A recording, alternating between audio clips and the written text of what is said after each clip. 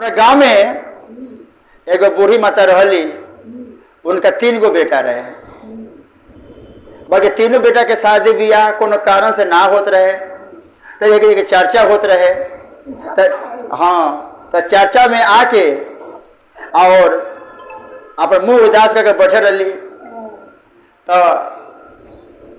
वही में के गुरुबहन लोग कहे कहा दीदी काहे चाची काहे मुंह उदास करके बैठल है, कहा कहो बही हमारा बेटा के बियाह ना हो। तो कहे कि ठीक है तो बियाह गुरु के दया हो तो बेटा के बियाह हो जाये। भगवान की कृपा भइल।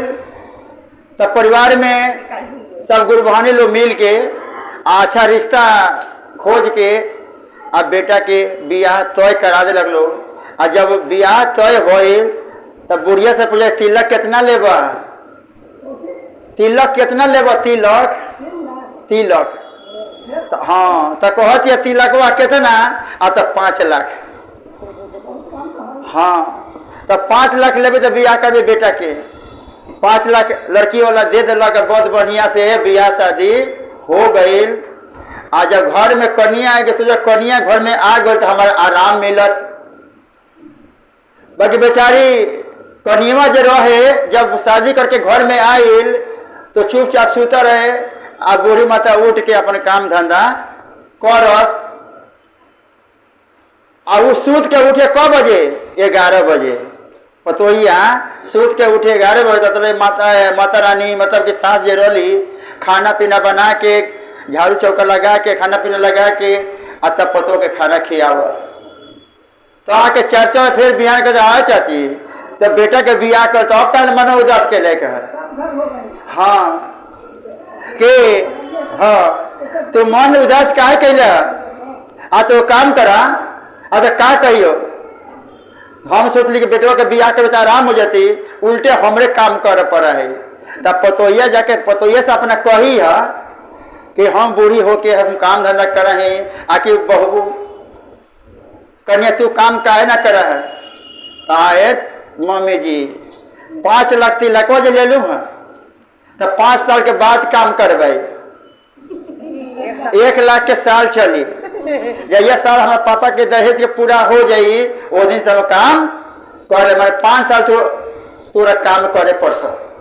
उसके बाद हम काम करबे करबे। फिर भगवान की कृपा भइल तो फिर शिव चर्चा में जाए लगल। तो फिर क्या होता तो कहे आए चाची घर पतो आ गया। अब कल मन उदास कर तो का कहियो जे पहले हमें कौन का आराम होले पहले जो करते हैं तो आज वही काम कर रही है। आज जाए तो दूसर बेटा के बियाह करबा राज भोगबा भगवान के कृपा होता।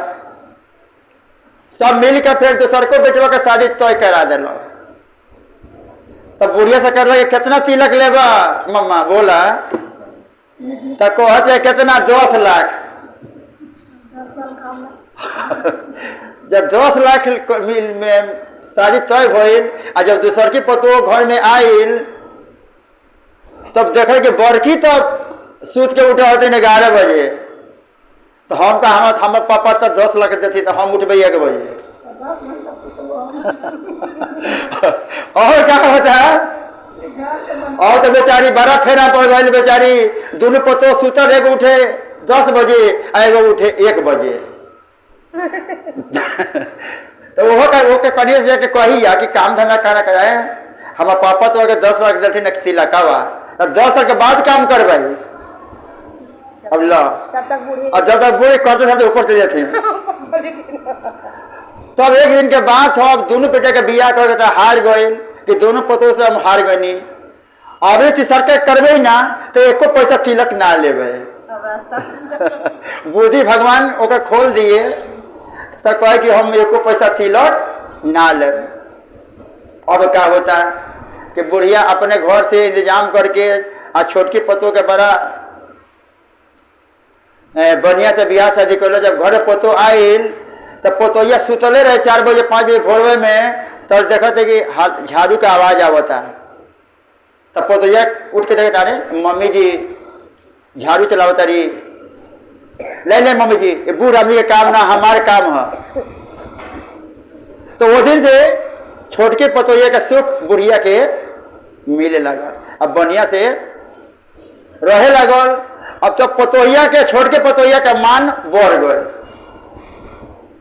पतोहिया अपना ससुर के कर लगल। वो बेचारी क्या करेगी, अपना पेंशन पैसा में से कि ले रख बहू तोरा काम दी, तो अपना में से जे पेंशन मिले आधा अपना पतोहिया के दे दे और आधा अपने रखे कि हमरा। हाँ हाँ, तब क्या होता, कुछ दिन के बीतला के बाद, हाँ कुछ दिन बीतला के बाद दोनों पतो सास में बड़ा मेल हो गई। तो बड़की तो सूत के उठे 1 बजे 10 बजे और दूसर की उठे 1 बजे। तो सुतले रहे। तो एक दिन का भइल कि दोनों सास पतो मिल के आ चल कहाँ गंगा जी नहाए। अब हाँ, तो घर में बड़की पतोहिया रह गए और दूसर की मझली पतोहिया रह गए। तो वही में शंकर भगवान परीक्षा लेवे खातिर घर में अले। तो कहत ने के मतवाराम भिक्षा दो भिक्षा।